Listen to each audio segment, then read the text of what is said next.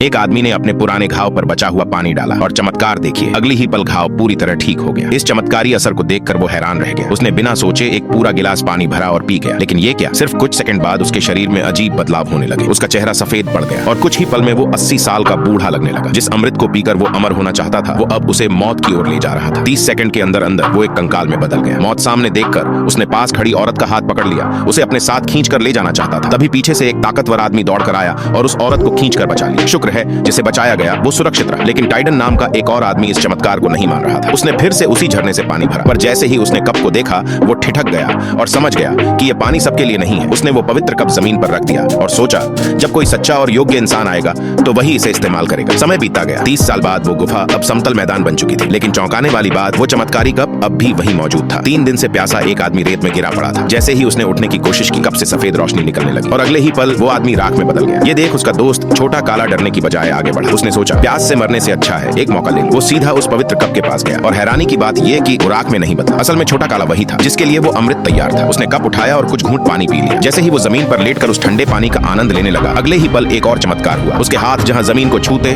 वहां जीवन फूटने लगता। सूखी जमीन हरियाली में बदलने लगी।